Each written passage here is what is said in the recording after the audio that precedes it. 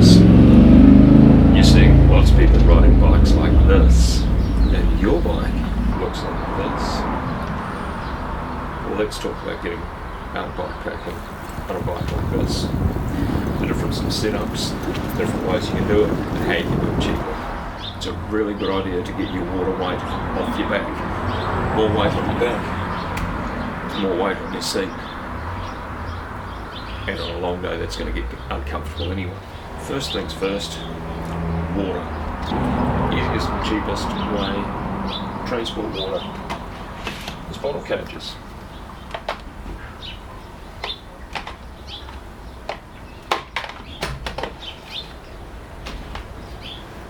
Depending on your frame size, you might need small bottles.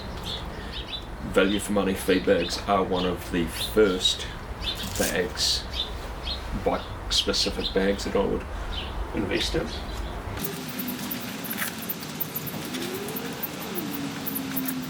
Simple to fit, swallow, drink bottles, cans of fizz, and with pockets to take energy gels, chocolate, and the all-important jet plugs. So next you need to look at where you're transporting your gear. Weight distribution is really important, so we can carry on the rear, we can carry on the handlebars, we can carry on the forks.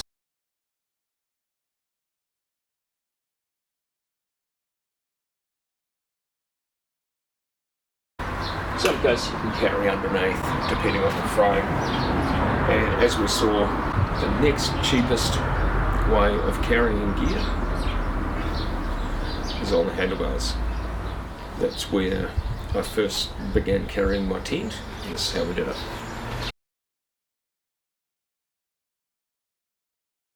Is have it not interfere with your cables too much.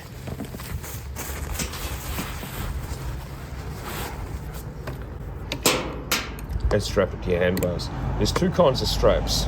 There's your bungees that are round, or you've got your volet type straps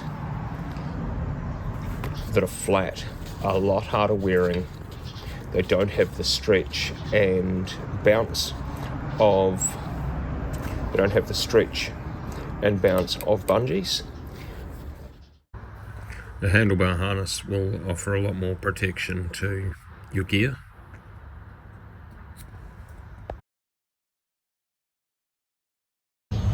Or gear packed into a dry bag really well, and really easy to use once they're set up.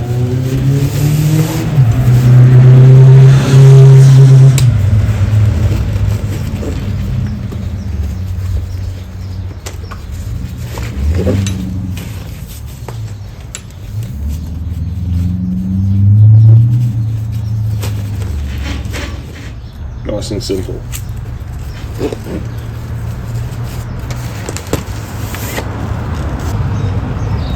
One of my dislikes of handlebar rolls is how much faffing around it takes to remove them when you just want to go on a day ride or commute. Granted, it could just be the design of this handlebar roll that I do no longer use myself. However, it was set up for this bike.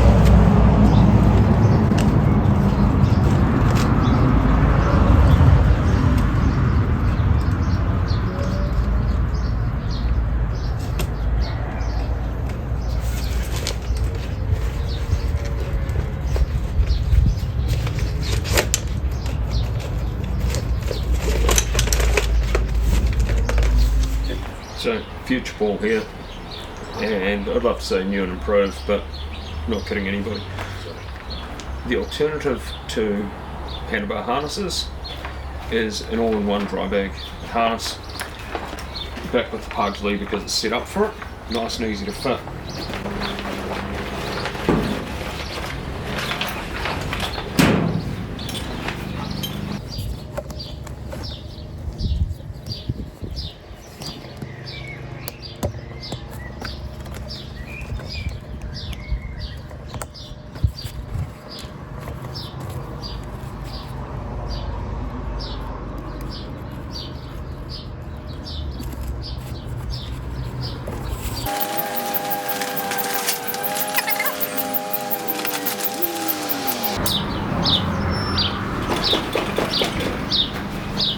when packed properly like the seat bag, doesn't rattle around. One of the other things to consider, what I really love about the handlebar roll, is the bag.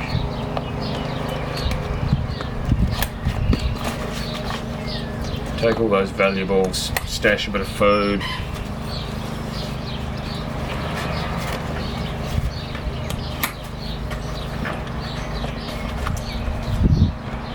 It's a completely integrated system and absolutely bomb-proof, but again,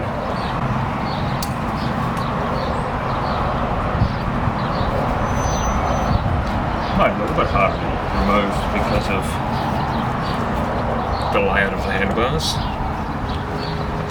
and having feedbacks, but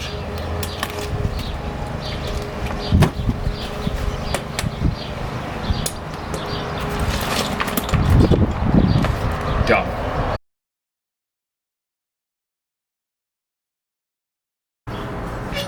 A rack. Very simple, pretty permanent. You don't want to take it off too often. Get strapped whatever you need to the back, and it's going to stay there pretty securely with your straps. Again, Volet straps are better, they have less stretch. Any solid object sitting against this steel, aluminium, or even plastic surface of the Thule or Aroe racks is going to have a hammering effect, and that's going to wear through your dry bag. So bear that in mind if you're using a rack to pack soft stuff on the outside. They work very well, they are a little bit heavier.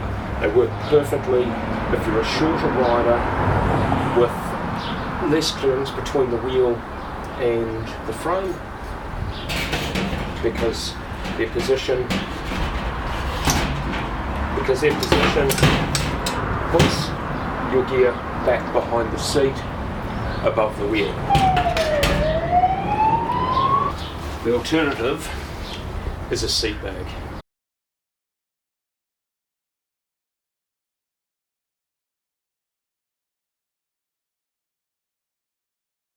There's a number of different seat bag systems on the market. Some have a harness with a dry bag that goes into it, some work just with a dry bag. The key is clearance. So if you're on a full suspension bike, be aware of how far your suspension travel is.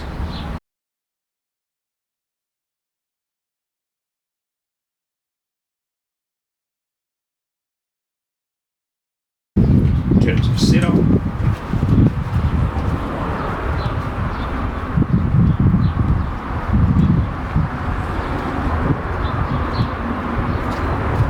simply hop through the seat rails.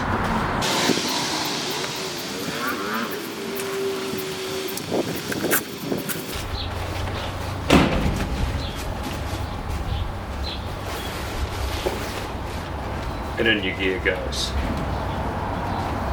Some of your seat bags suffer from seat wag. Generally that comes down to bad packing, heavy gear in the front, light gear in the back. The more centrally and low you can have the weight, the better. Be mindful of tyre clearance. You don't want to be wearing through your seat bag or having an abrupt stop. So a well-adjusted seat bag is very important. But again, just like your all-in-one handlebar roll,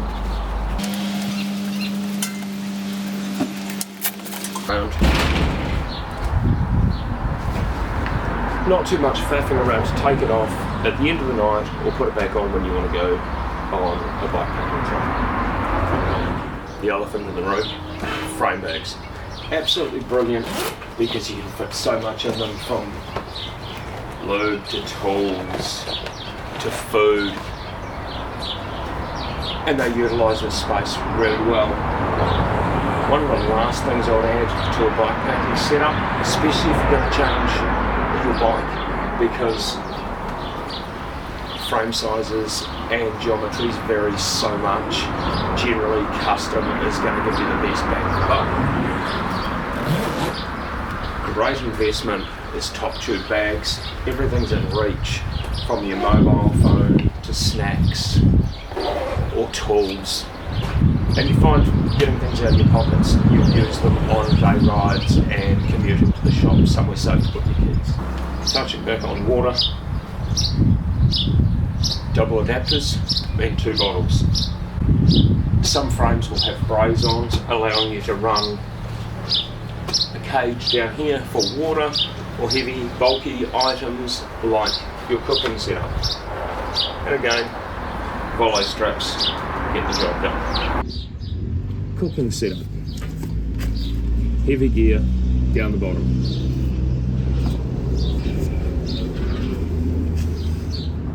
If your frame doesn't have braze-on points, USBs made by King Cage that will clamp to frames, forks. Again, braze-ons on forks. Sometimes if you've got a suspension fork, probably not. You can also use some rudimentary systems held on with good solid cable ties. Personally, I've taken bottle cages off the forks and found the steering was a lot lighter. There is research out there about streamlining your system for aerodynamics, and I've experimented with it, and yeah, I do agree. If I can find the article, I will link it below. One of the key things is, with bikepacking, is get out and try it. Give it a go, slowly work through your systems. I've been bikepacking for about 12 years. My setups have changed significantly across 3 bikes.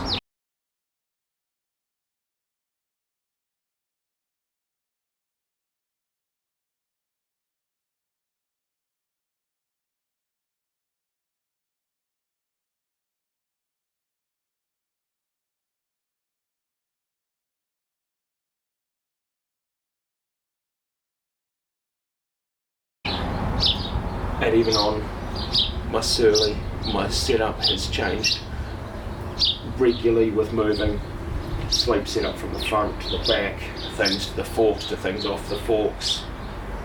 The important thing is get out on your bike and give it a go. Have a chat to your local bike shop.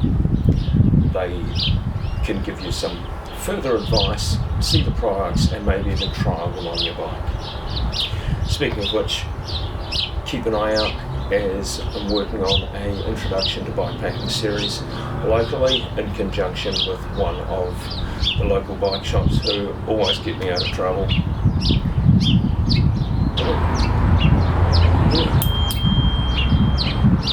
The Getting Started Bikepacking article is on the website, link in description.